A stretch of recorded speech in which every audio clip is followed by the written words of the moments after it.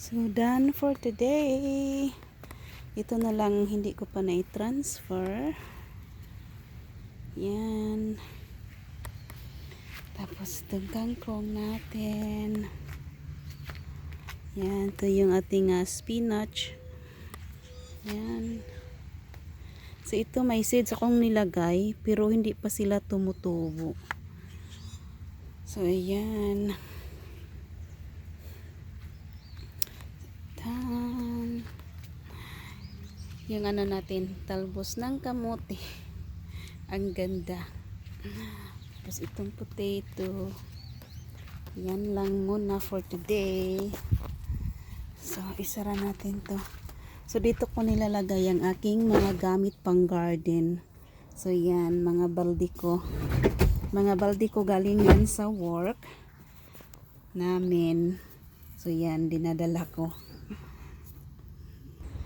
So, ito naman ang ating lemongrass. Yan. Na-transfer ko na rin. Tapos, ito yung lemon natin na, ewan ko ba kung limonsito ba or hindi. Parang hindi to limonsito. Kasi ang lalaki po ng kanyang mga tinik. Kita nyo yung mga tinik niya, ang laki.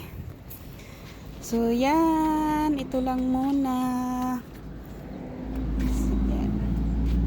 Yes, at least may naitanim ako. Yan.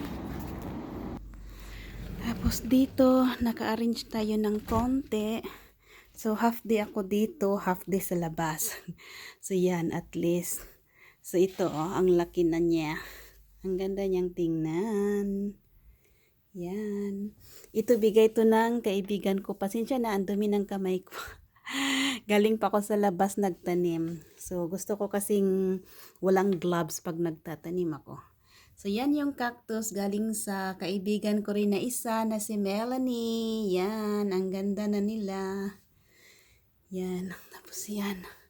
So, busy tayo as in sobrang busy. So, yan.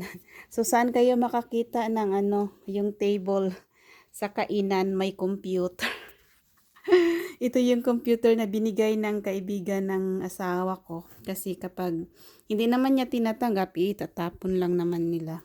So, yan tinanggap namin kasi nga sayang. So, yan. Dami naming gamit na mga bigay lang. Hindi namin binibili. Yan lang for now. Thank you for watching.